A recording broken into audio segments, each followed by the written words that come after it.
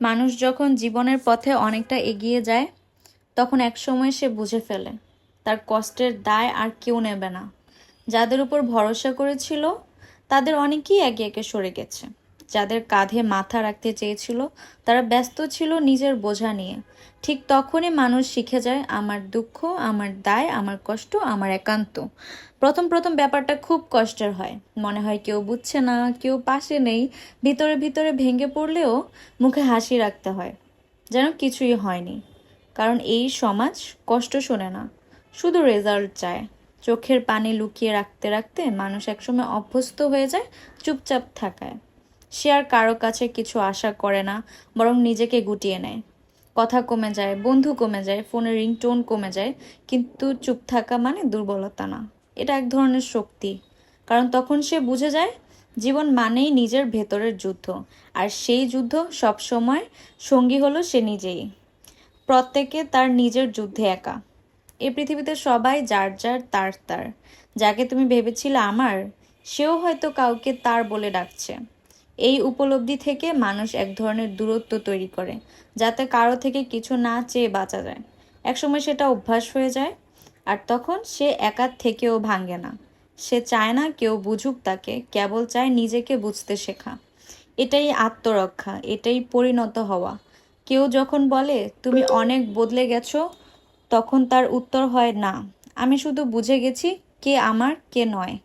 জীবনে এই সত্যটা কঠিন, কিন্তু একবার মেনে নিলে মানুষ আর কাউকে দায়ী করে না, কেবল নিজেকে সামলে নিয়ে হাঁটতে শেখে, নীরবে, দৃঢ়ভাবে। একাকিত্বকে মেনে নিয়েও জীবনকে আনন্দময় করা যায়, যদি আপনি তা অভাব না, বরং আত্মিক উপলব্ধি হিসেবে দেখেন। মানুষ তখনই একাকিত্বকে ভেঙে পড়ে যখন ভাবে আমার জীবনে কেউ নেই। কিন্তু আপনি যদি ভাবেন এই সময়টা আমার নিজের জন্য, তাহলে একাকিত্ব হয়ে দাঁড়ায় এক আশীর্বাদ। নিজেকে জানতে শেখা। একাকিত্ব মানে আপনি নিজের সঙ্গে সময় কাটাতে পারবেন। আপনি কি চান, কি ভালোবাসেন, কি অপছন্দ, এসব জানার একাই সেরা সময়।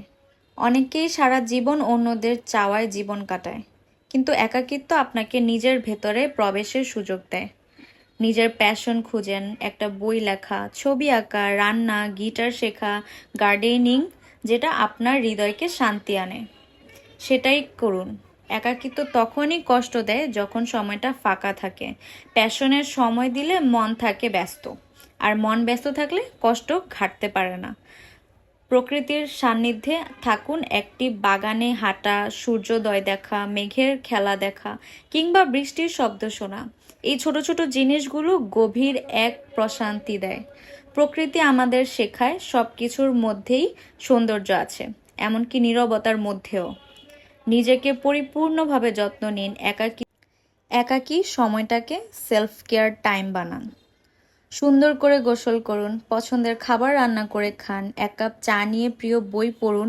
নিজেকে যত্ন না নিলে কেউ আপনাকে ঠিকভাবে যত্ন নিতে পারবে না। জার্নালিং ও মেডিটেশন, নিজের অনুভূতিগুলো লিখে ফেলুন। প্রতিদিন 5 মিনিট চোখ বন্ধ করে শুধু নিজের শ্বাস প্রশ্বাসে মনোযোগ দিন। এতে মন শান্ত হয় এবং একাকিত্বের ভেতরেও এক ধরনের সাহস তৈরি হয়। সোশ্যাল মিডিয়ার তুলনামূলক মানসিকতা থেকে বের হন। অন্যের সুখের ছবি দেখে নিজের দুঃখ মাপবেন না। সবার জীবনে অদেখা গল্প থাকে, আপনি নিজের গল্পের লেখক হন, অন্যের গল্পের দর্শক নয়। দায়িত্ব নিন, নির্ভরশীল হন না জীবনের সব কাজ। ব্যাংকিং, শপিং সিদ্ধান্ত নিজে নিতে শিখুন, এতে আত্মবিশ্বাস বাড়বে। আপনি তখন আর কারো সঙ্গের অভাবে কষ্ট পাবেন না, কারণ আপনি নিজেই নিজেকে সামলাতে পারবেন। ছোট ছোট আনন্দ খুঁজুন, একটি প্রিয় গান শুনে নাচুন, পুরনো ছবি দেখে হাসুন, এক বাটি ম্যাগি বানিয়ে বৃষ্টি দেখুন, অথবা খোলা জানালায় বসে কফি খান। এই ছোট ছোট আনন্দগুলো একাকিত্বের মাঝে সত্যিকারের সুখ এনে দিতে পারে। ভালো মানুষদের বেছে নিন, বেশি মানুষ নয়। একাকিত্ব মানেই একা থাকা নয়।